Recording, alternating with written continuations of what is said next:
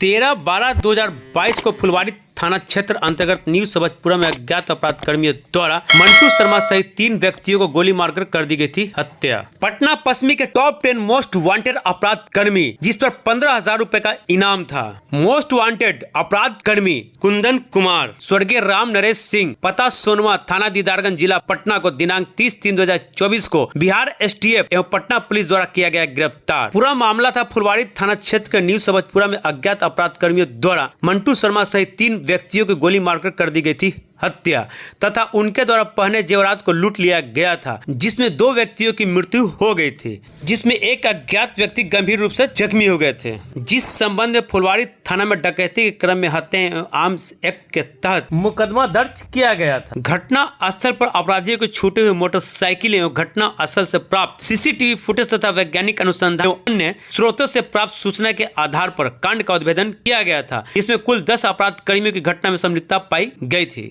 इसमें अब तक कुल 8 अभियुक्तों की गिरफ्तारी हो चुकी है एवं आरोप पत्र भी समर्पित की जा चुकी है। साथ ही घटना में प्रयुक्त पिस्टल एवं लूटे गए जेवरात बरामद किया जा चुका है। दिनांक 13 दिसंबर 2022 को फुलवारी शरीफ थाना अंतर्गत न्यू सबजपुरा जो ग्राम है वहां पर एक जमीन व्यवसायी और कारोबारी थे। उनके यहाँ पर कुछ अपराध कर्मी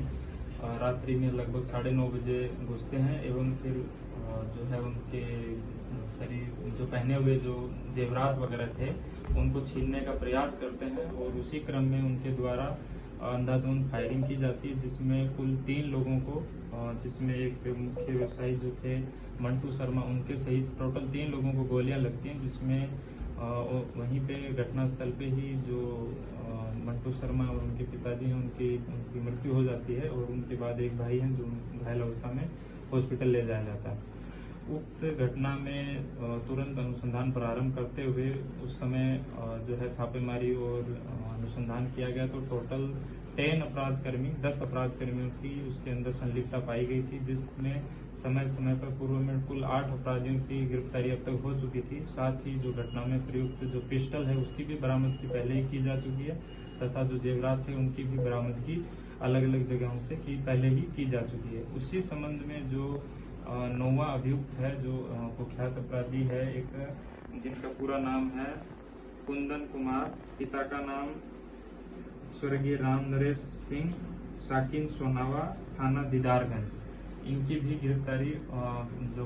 बिहार STF एवं पटना जिला बल के द्वारा कल दिनांक 30 तारीख को की गई है एवं इनके ऊपर ये जो पटना जो पश्चिमी जिला है पटना पुलिस का उसके टॉप 10 अपराध कर्मियों में शामिल थे तथा इनके ऊपर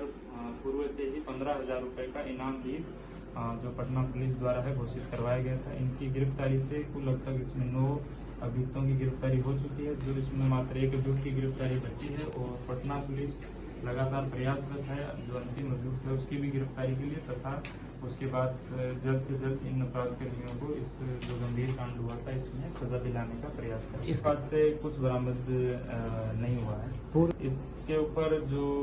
जहां का ये रहने वाला है उसके आसपास के थानों में लूट और छिनतई की जो कुछ घटनाएं हैं जिनमें ये लगातार शामिल रहा था और उसके बाद ये जो फुलवारी शरीफ थाना अंतर्गत हुई जिस डकैती के क्रम में हत्या इसमें भी बाद में इसका पुख्ता सबूत इसका सामने आया। इनका एक ही मकसद था कि जो टारगेट है उसको देखना और फिर बाद में अगर पोटेंशियल टारगेट लगता है जो इनके हिसाब से कि हाँ इसके पास पैसा ज्यादा है या उस हिसाब से तो ये आइदर उसका सुपारी लेते थे या फिर उसको डायरेक्ट उसके ऊपर घर पे या फिर जहाँ भी वो वल्नरेबल कंडीशन में मिलेगा वहां पर उस पर अटैक करके उससे जो है लूटपाट करते थे और अगर विरोध किया जाता तो उनके द्वारा सीधा गोली मार के उसको जख्मी या फिर इवन अगर हद तक जाते तो हत्या भी जैसे कि इस कांड में किया है वो भी कर दिया जाता। मकसद अभी तक जो अभी हमारा अनुसंधान हुआ है और इन पूर्व में भी पकड़ाए गए अपराध कर्मियों के द्वारा सभी के द्वारा ये जो है स्वीकार किया गया है कि हम लोगों के द्वारा उनको पहले उसको जो है एक पोटेंशियल टारगेट के रूप में देखा गया है कि हाँ उसके द्वारा बहुत भारी जेवरात पहने गए हैं गले के अंदर और हाथों में अंगूठियां और जो ब्रेसलेट वगैरह है और उसी को टारगेट करते हुए इन लोगों ने उसको छीनने का प्रयास किया गया और उसी क्रम में जब उनके द्वारा विरोध किया गया तो उनके द्वारा अंधाधुंध फायरिंग जो इनका अभी तक हम लोगों ने जो अनुसंधान किया है उसके हिसाब से इन लोगों का जो प्लानिंग है वो घटना के कुछ घंटों पहले ही बना और उनके द्वारा ये देखा गया कि हाँ ये पोटेंशियल टारगेट है और इसके पास ऐसा विरोध करने के लिए विरोध नहीं कर पाएगा, इसीलिए उन्होंने कुछ ही घंटों के अंतराल में पूरी प्लानिंग करते हुए इस घटना को अंजाम दिया।